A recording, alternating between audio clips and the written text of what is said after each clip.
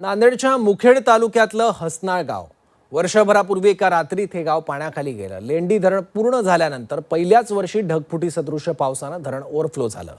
5 जणांचा बुडून मृत्यू झाला। शेकडो कुटुंबांनी जीव वाचवण्यासाठी धाव घेतली।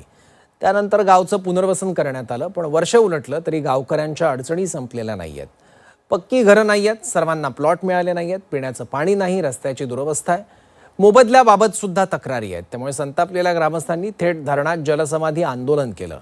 नेमकी हसनाळ गावची काय व्यथा आहे पाहूयात।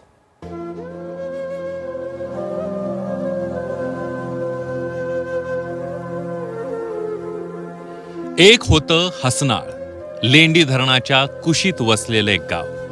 1,500 लोकसंख्या, पिढ्यानपिढ्या याच गावात संसार। पण एका रात्रीत सगळं बदललं। घरं गेली, शेती गेली आणि अनेकांचं आयुष्य उद्ध्वस्त झालं। तारीख होती 17 ऑगस्ट 2025। मध्यरात्रीनंतर मुसळधार पावसाला सुरुवात झाली। पावसाचा जोर वाढत गेला, लेंडी धरण ओव्हरफ्लो झालं आणि हसनाळच्या दिशेनं पाण्याचा लोंढा आला। गावकऱ्यांना परिस्थितीची कल्पनाच नाही। पाहता पाहता संपूर्ण गाव पाण्याखाली गेलं।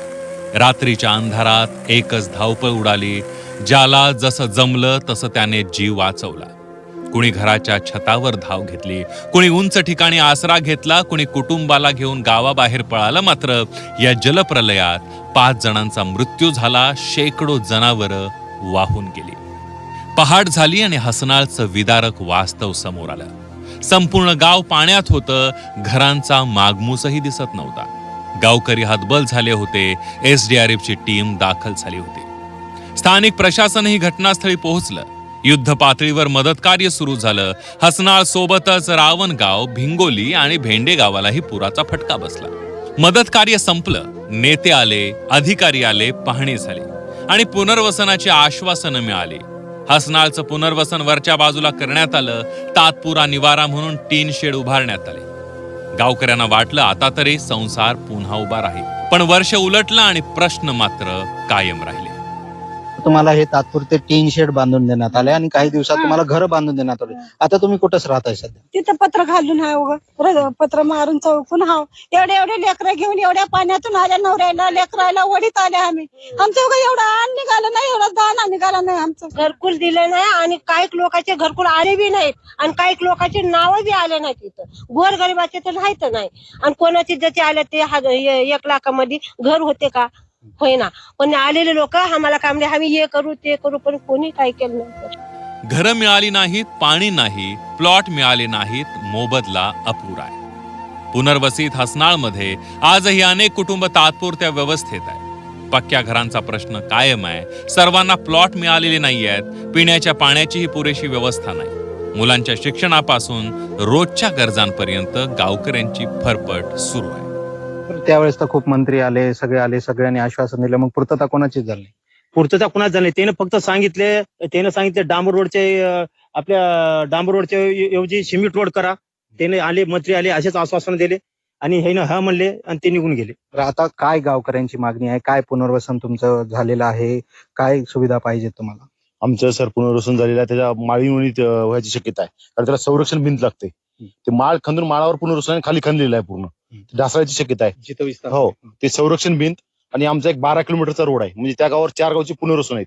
11 गावं गेले, त्याच्यातले 4 गावचे पुनर्वसन ह्याच रस्त्यावर आहे, मुख्य रस्ता आहे। आणि 4 गावच्या पुनर्वसनला रस्ताच नाही, त्याच्यामुळे तो रस्ता करून द्यावा आणि हे संरक्षण भिंत बांधावी आणि काही लोकांचे प्लॉट शिल्लक आहे ते प्लॉट द्यावे, वाहतूक भत्ता द्यावा। हेच मागणी आमची, शुल्लक मागणी आहेत।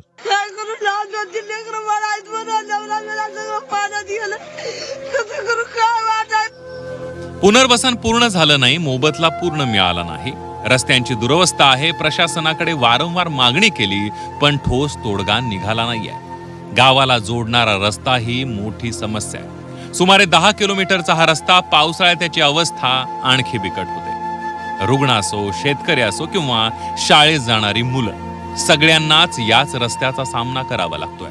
मदतीच्या नावाखाली मिळालेली रक्कमही अपुरी असल्याचं गावकरी सांगतात। NDRFच्या निकषानुसार 10,000 रुपयांची मदत मिळाली, पण पक्क घर मिळालं नाही, पूर्ण पुनर्वसन झालं नाही।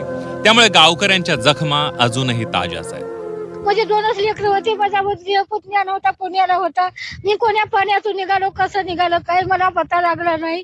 मला कोणी धराया कोणी आसरा नव्हता. माझा तर नवरा वरी गेला होता. मला कोणी देर बाया कोणी उचलत जा भाव कोणी उठिल्या नाहीत. मी कसं बघू कसं करू म्हणजे आता खाली कसं साप आला काय व्हायला काय नाही.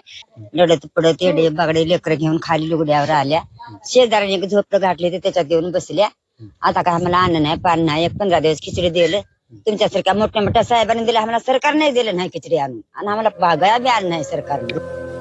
पाण्याच्या संकटाची, घर गमावल्याची आणि वर्षभर आश्वासनांवर जगण्याची व्यथा. ग्रामस्थांच्या या प्रश्नांबाबत प्रशासनाशी संपर्क साधला. अधिकाऱ्यांनी कार्यवाहीचं आश्वासन दिलं.